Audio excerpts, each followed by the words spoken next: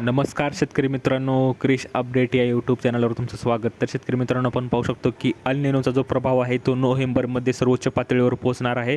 तर CPCचा अंदाज आहे की मार्चमध्ये तीव्रता कमी होण्याची शक्यता आहे. तर त्यात आपण पाहू शकतो की प्रशांत महासागरातील अल निनोची जी तीव्रता सातत्याने वाढत असून येत्या नोव्हेंबरमध्ये अल निनो सर्वोच्च पातळीवर पोहोचण्याचा अंदाज अमेरिकी हवामानशास्त्रज्ञ संस्था नोवाच्या क्लायमेट प्रिडिक्शन सेंटरने CPC वर्तवला आहे. पुढील वर्षीच्या वसंत ऋतूच्या प्रारंभी अल निनो सक्रिय राहण्याची शक्यता वाढली असली तरी मार्चमध्ये त्याची तीव्रता कमी होणार आहे असल्याचे CPCने म्हटले आहे. आणि आपण पाहू शकतो की CPCने अल निनोच्या सद्यस्थितीवर अहवालासह आगामी 9 महिन्यांचा अंदाज नुकताच प्रसिद्ध केला.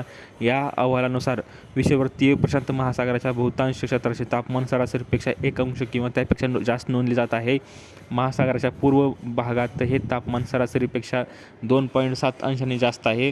तर मध्य आणि पूर्व प्रशांत महासागराचा पृष्ठभागाखाली आपण उबदार प्रवाह तयार झाले असून जमिनीलगतच्या वातावरणात पश्चिमेकडून वाहणाऱ्या आणि वातावरणाच्या वरच्या थरात पूर्वेकडून वाहणाऱ्या वाऱ्यांची गती वाढली आहे. पूर्व प्रशांत महासागरात ऊर्ध्वगामी वाऱ्यासह ढगांची निर्मिती होत असून इंडोनेशियाजवळ ती निर्मिती मंदावली आहे. एकत्रितपणे ही स्थिती अल निनोची तीव्रता वाढल्याचे स्पष्ट दिसते. तर शेतकरी मित्रांनो, पुढील वर्षी मध्यम तीव्रता होऊ शकते.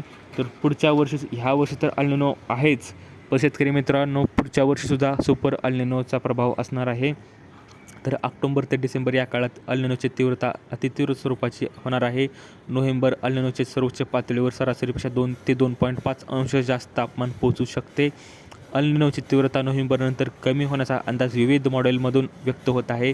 यंदाचा अल निनो पुढील वर्षीच्या वसंत ऋतूच्या सुरुवातीपर्यंत म्हणजेच मार्च 2027 सक्रिय राहण्याची शक्यता 97% असून त्यावेळी अल निनोची तीव्रता मध्यम राहण्याची शक्यता सर्वाधिक आहे. तर आणखी आठवडाभर कोरडे हवामान ह्या वर्षी म्हणजेच ह्या आठवड्यात राहणार आहे शेतकरी मित्रांनो. तर अशी ही अपडेट आहे सुपर अल निनोविषयी. तर ह्याबद्दल तुम्हाला काय वाटतं तुम्ही कमेंटमध्ये सांगू शकता. दिलेली माहिती समजली तर व्हिडिओला लाईक करा, जास्तीत जास्त शेअर करा, चॅनलला सबस्क्राईब करायला विसरू नका. तर भेटूया पुढच्या व्हिडिओमध्ये, तोपर्यंत धन्यवाद.